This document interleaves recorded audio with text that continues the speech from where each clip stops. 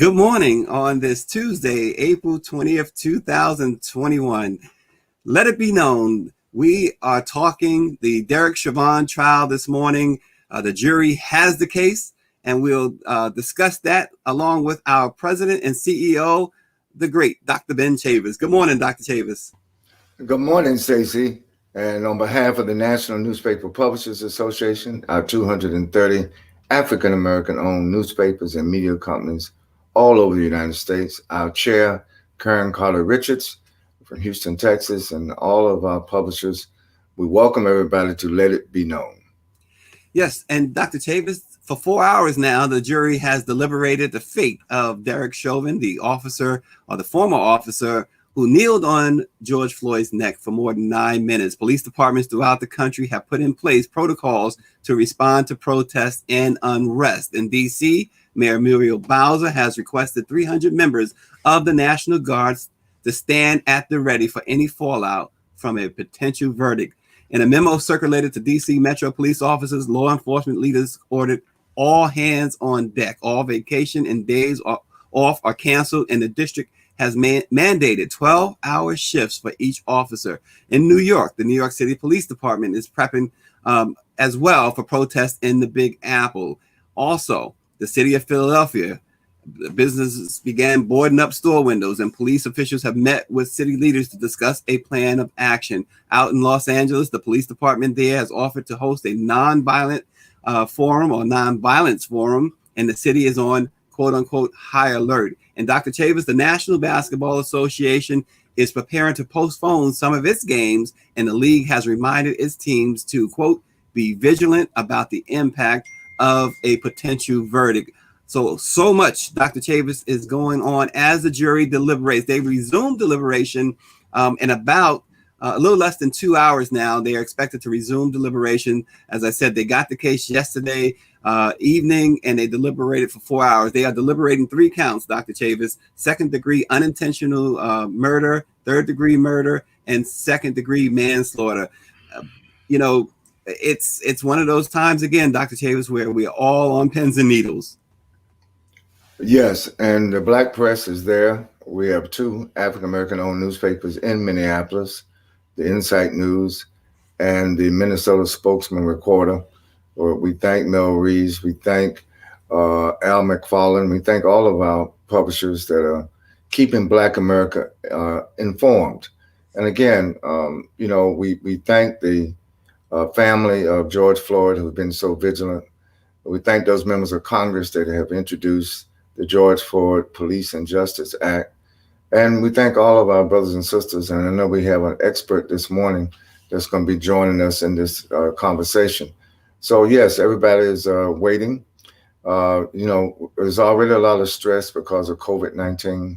There's a lot of stress because of all of these police brutality cases. And, there's a lot of uncertainty. But one thing is certain, is that Black America still has a great future.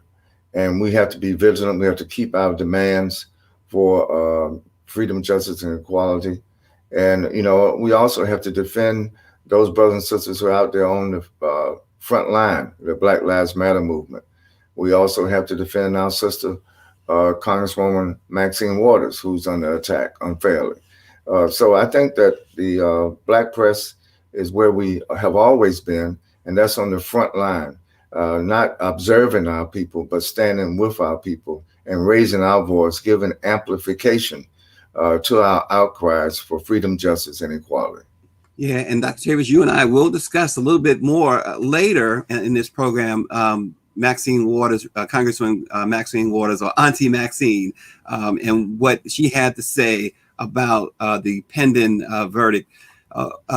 Right now, we're going to spend just a couple of minutes with Reginald Jenkins of Donovan Security Solutions to talk more about the impact of policing and how Black people, how he views, he's an expert in how he views how Black people should react or how they should be trained when confronted by police. Good morning to Reggie Jenkins. Good day, gentlemen. It's a pleasure to be here. Thank you for having me. Brother Reggie, so good to see you, man. And we're glad that you have your that you have your own company. I'm always supportive of African American entrepreneurs, and it's good to know that we got some brothers and sisters that know not only know something about security, but who practice it every day. Absolutely. It's part of the menu. It's part of the Yeah. menu. So Reggie, off air, you and I was speaking about something I think is very interesting. I think our viewers will find very interesting. Young Dante Wright in Minneapolis, in the Minneapolis area, was shot and killed by a police officer last week who claims that she mistook her taser for the gun, or the gun for the taser. Tell us about that. You're an expert. How does that happen? Um, and again, I like to be very careful, but I'm gonna really lay it out. Um, what tends to happen is people go to the police academy, they become police officers, they get out in the field. Twice a year, they have to qualify. And when you go qualify, you're standing still in front of a paper target, so many yards down the range that's standing still, and you get shots on target, upper thoracic cavity. All right, you're good. Now go back in the street. That's not how it happens in the real world. When you come across an encounter in the street, that individual is moving back and forth, left and right. It might not be one individual, typically multiple individuals. And you have to be able to engage properly. It's all about your form of training. A lot of times the departments, they only tell you to train or qualify. It's not training, qualify to shoot your firearm twice a year. But there's no what we call force on force training. And force on force training is a training that introduces stress under a training drill, whether it could be a drill of you going to the ATM, a training drill of you going to your mailbox, carrying groceries. What do you do under fire, under stress? And we do a lot of that, and it shows you how you're going to react. Some people freeze and become the deer in the headlight. Other people go for their weapon and just go bang, bang, bang, bang, bang, bang, bang, bang, bang, without really thinking, without breathing. You get tunnel vision, your hearing goes, target fixation, and you're under stress. Instead of shooting someone maybe 2 times to stop the threat, you shoot them 15 times, and you're going, well, why did you shoot the person 15 times? I don't know. I just kept pulling the trigger. So when you hear these scenarios of someone getting shot 30, 40 times, 51 times, not to justify, it's just, it's stress. It's stress. And Reggie, what about, again, the situation as a law enforcement expert, someone who knows all about firearms, the taser as opposed to the gun? Is there a distinction when you're feeling for your weapon? Huge distinction. Not only that, if you're a right-handed shooter like myself, my dominant side, I carry my firearm. My taser, I carry on my reactive side. You have to cross draw. I have to take my right hand, which is my dominant shooting hand with my firearm, and reach across my body and go to my non-dominant side and then grab my taser. Also, for me in California, my training as far as tasers, you don't just grab a taser and you extend out like it's a firearm. You actually pull the taser back closer to your chest because there are prongs that come out of the taser. So you have to create distance. If I'm extremely close to a suspect, I don't want to extend out and fire my taser because I need my prongs to make space. I don't want my prongs to hit. There are 2 prongs that come out. You don't want the prongs to hit close. You want them to spread out so you can get a nice current going through their body. So there are different factors. So we actually pull our taser back. So here's my eyes, here's my taser, here are my hands. I can see this is yellow, this is yellow, this is yellow.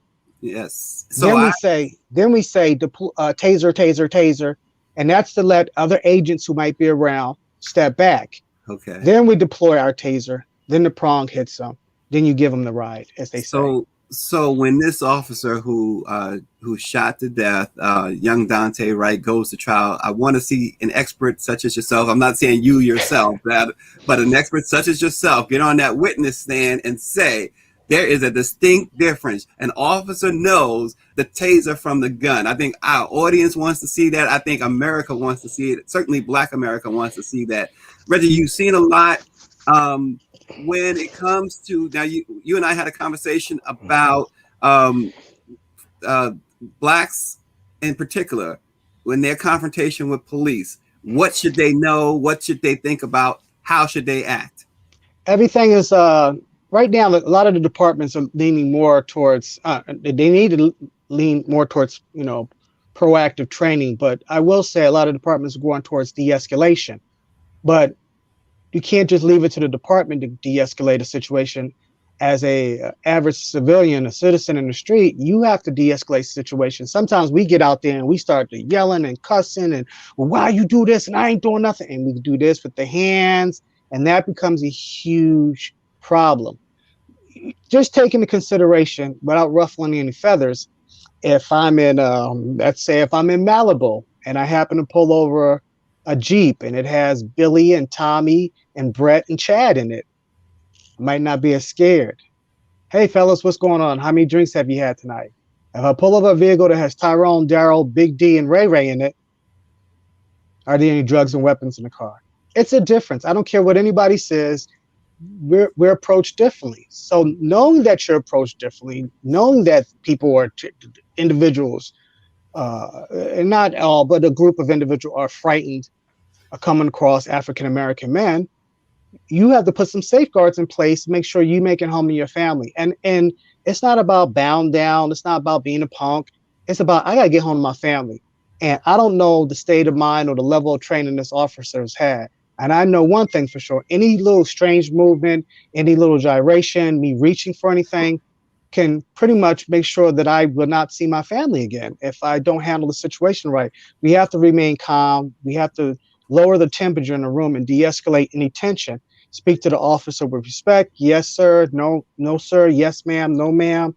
Absolutely. Keep your hands where people can see them, because as we say in the industry, hands kill. If I can't see your hands, I get concerned. Yeah. Now, I'm from threat level white or yellow to threat level red because I can't see your hands.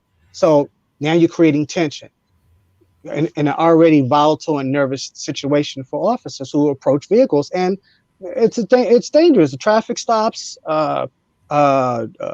domestic violence calls, warrant, giving out warrants. Yeah. Those things are stressful. Let me go to Dr. Chavis, because Dr. Chavis is, as you know, has spent his whole life fighting for civil rights, and he's hearing this, and I know he has to want to comment on what you're explaining here. Well, first of all, I want to thank Reggie for his expert sharing of information from a security professional, police, law enforcement professional. Thank you, man. Yes, sir. And I agree with Stacy that we need people like you not only to be on the witness stand, but we need to educate our community, because, while there's all this focus on training police officers, which I agree, but we also need to, our own community needs to be trained. Yes. We live in a racist society. So absolutely. The fact that people were walking while black, driving while black, jogging while black, yes, sir, walking in the park while black, breathing while black, breathing while black. So there's a predisposition where black people are going to be treated differently by whites, and very honestly, we treat ourselves differently. The value of our lives has been lowered because we live in a racist society. I tell people all the time, Reggie, nobody's born a racist. It's part of the social conditioning of living in a society that's what ultimately we got to rid America of racism. If you want to rid the police of racism, you got to rid America of racism. You got to rid judges of racism. You got to rid prosecutors. Get racism out of prosecutors. Got to get racism out of the Congress. Racism out of governors. Racism out of city council. Yes, the police chief, but we need the sergeants. The whole brass needs to be. When I say de-escalated, get rid of the ultimate de-escalation is to get rid of racism out of America. And that's why the black press is so important. And so we're gonna have to call you back, Reggie, not only after this trial and both trials now in Minnesota, because we want to get more and more details so that our people can be properly prepared when they have an encounter with law enforcement. So as you said, so we can go home, so that we can get out of a situation. I've been arrested, man, for driving too slow. My signal light wasn't blinking fast enough, but it was harassment. because the officer had already decided that they're going to not only apprehend me, arrest me, but stop me from going to that rally, stop me from speaking out on freedom, justice, and equality. So we know what time it is, but the question is how we prepare ourselves to live in a racist society. Until we rid America of racism, we're going to have these problems. Yes, you're absolutely right. And it was very interesting. Stacy and I were talking yesterday, and explaining to him, even as myself, even in the private security field, LEO background, how I react when I get pulled over. And I've been pulled over, but I have a routine that I go through. It's my list of do's and don'ts, which is when I'm being pulled over, all four windows of my vehicle go down. I turn my car off. I put the key on the dashboard. I put my wallet on the dashboard. I take both my hands, stick them through the steering wheel, and I turn them palms up, and I go left and right. Don't shoot me, don't shoot me, don't shoot me. I make it clear, because you have to put in their head, I don't want to get shot. So before we even get started, gentlemen, don't shoot me, don't shoot me, don't shoot me. Hey, what's going on? Well, why would you say that, and what's happening? Okay, let me first let you know I have a firearm in my vehicle. Why do you have a firearm in your vehicle? Look at my wallet and you will see. Well, go ahead and hand me your wallet. That's a negative. I'm not doing that. I'm not handing anybody anything. My hands are through the steering wheel. My wallet is on the dash where you can reach it, open my wallet, and that'll explain everything to you. And I have to go through that. Well, Reggie, we appreciate your expertise this morning. We thank you so much, for dropping in. As Dr. Chavis said, as things move forward, we certainly like to extend an invitation for you to return.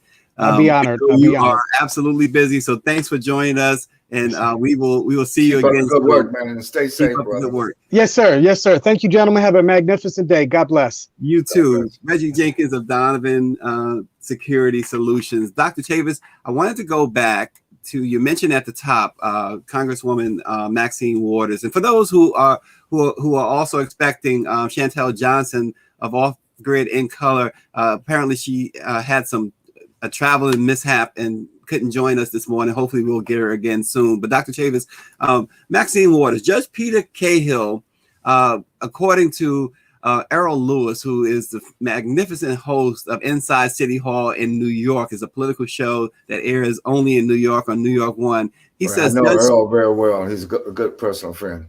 Yeah, so he says Judge Cahill was way out of line on Monday to suggest that the words of Congresswoman Maxine Waters violated her oath of office and might somehow poison the murder trial of Derek Chauvin. Your buddy Errol Lewis says that it's nothing short of outrageous that the judge told Chauvin's attorney Eric Nelson after closing statements that the Congresswoman may have given you something on appeal that may result in this whole trial being overturned. Errol Lewis says that's not even close. And he lists a lot of reasons, Dr. Chavis. Number one, the jury is sequestered. Number two, every jury, I don't care if it's high profile or not, are instructed not to look at media reports, not to listen to your radio or watch your television. So if the jury is doing that, if the jury is aware of anything Maxine Waters or anyone else has said, then that juror needs to be replaced. Absolutely. And keep in mind, remember I said earlier that judges are also under stress. So it was clearly that this judge, while he's trying to be fair, is also under, why would he speak out of all the people in America who's commenting about this case? Why would he choose to respond to our dear sister, the Honorable Maxine Waters? So this shows you that the judge himself has a predisposition. And because of his quote unquote stress, because of his living in, as a judge, a white judge in racist America, it came out. And for him to suggest to the defense counsel, while he's sitting on the bench, what's appealable and what's not appealable, I think it builds in imperfection in the trial, Stacy, that certainly will be on appeal. So, this stuff comes out, man. So I think all of us should, fasten our seatbelt. We don't know what's going to happen, but whatever is happening it's clear that the black press is going to have to be out there. We stand and advocate with our people, with our brothers and sisters who have to keep pushing and fighting against this racism. But we need more white people to not only just to confess their racism, but to help dismantle all the apartheid in America. Yeah, and Maxine Waters' statement, the Congresswoman's statement, was simple. She says, we're looking for a guilty verdict, and we're looking to see if all of the talk that took place and has been taking place after they saw what happened to George Floyd, if nothing does not happen, then we know that we got to not only stay in the street, but we have got to fight for justice. That was Maxine Waters, the crust of her statement, Dr. Chavis. She is only speaking what so many know and believe. Well, the Honorable Maxine Waters it continues to speak truth to power. And I can tell you that the Black press, we're going to stand with Maxine Waters. We're going to stand with all of our freedom fighters, all of our freedom speakers. This is no time for us to start kowtowing and start whispering in our demands for freedom, justice, and equality.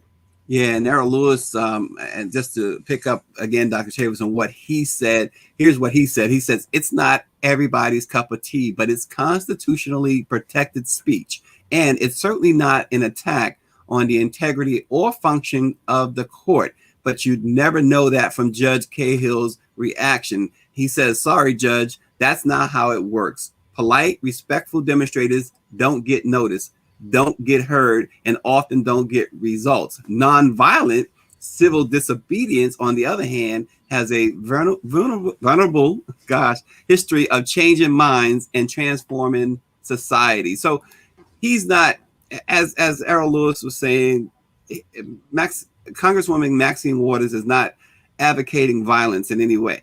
She's saying continue to stand up for what you believe is right. And we will. And we're going to stand with her. Like, for those who may not know Dr. Chavis, when he makes a short statement like that, very, very distinct statement like that, then you better listen. He means business. So Dr. Chavis, we will continue to watch this. And obviously the jury is still out. And so we, the Black press, will bring you up to the minute goings on that's happening in Minneapolis. If there's a verdict, we will bring that to you as well. In the meantime, continue to follow the Minnesota Spokesman Recorder and Insight News. In fact, Insight News will have a special interview with the Attorney General Keith Ellison when at the conclusion of this trial. So keep yourselves pressed on to the Black press, and we will continue to bring you that information as it happens. Dr. Chavis, one closing thought from you before we say goodbye. Yes, and I just want to say something hopeful. We've been through these trials and tribulations before. And I just want to encourage all of our families, all of our mothers, all of our fathers, all of our grandparents, all of our millennials, all of our Generation Z, intergenerationally. This is time for us to band together, to unify, to stand together, to speak out together, and continue to make progress together. Just yesterday, I was with the people who are celebrating the 75th anniversary of Ebony. Ebony.com and Ebony Magazines are members of the National Newspaper Publishers Association. In fact, I'm going up to Capitol Hill today, midday, for the ceremony where we're recognizing the 75th anniversary of Ebony. So I say to the legacy of John H. Johnson, the founder of Ebony, and now to Junior Bridgman, who is a brother from Chicago area who now owns Ebony. We'll salute you. The Black press is 194 years since Freedom's Journal this year, 2021. We have our convention. So, Stacy, before we sign off, let's get everybody to register for our historic convention that's coming up June 23rd through 26th. And you can register. We've waived the registration fee. Don't wait to June. Register now for our outstanding NNPA virtual convention. Go to www.virtualnnpa2021.com. Oh, absolutely. And speaking of Junior Bridgman, you know that we're talking the Junior Bridgman, that former Milwaukee Brewers all-star, Milwaukee Bucks all-star, right. NBA all-star. Yep. He played for Milwaukee, played for the LA Clippers. Yep. But now he's an outstanding entrepreneur. And I know that Ebony is in good hands now. Yeah, absolutely. And don't forget tomorrow, Dr. Chavis, a very, very special interview tomorrow with Dr. Rochelle Walensky, the director of the Centers for Disease Control and Prevention. Dr. Walensky will join us here tomorrow at 7:30 a.m. Eastern. It'll be live. Dr. Walensky will talk about the proclamation that she made with the CDC earlier this month that called racism a public health crisis, among other things. I know you all have questions about the coronavirus, about the vaccines. Well, Dr. Rochelle Walensky will be here to answer all of our questions, all of the questions that really weigh on Black America. So join us tomorrow for that special interview. And April is National Couple Appreciation Month. National Couple Appreciation Month reminds us to keep the flames of romance alive all year long. Don't wait for a specific holiday to keep the spark in your relationship. Let's face it, relationships take work. Whether they are romantic ones or not, they take effort. When two people are in the early stages of love, the excitement and the hormones make us all overlook all the flaws and potential obstacles the world throws at us. Fast forward to life. When we value the people in our lives, we take the time to do the things, the little things, to let them know that we value them. For the significant other in our life, those little things mean so much more. Spend time with your loved ones and reconnect. Use the hashtag National Couple Appreciation Month to share on social media. Let it be known, never marry the one you can live with. Marry the one you cannot live without. We will see you tomorrow.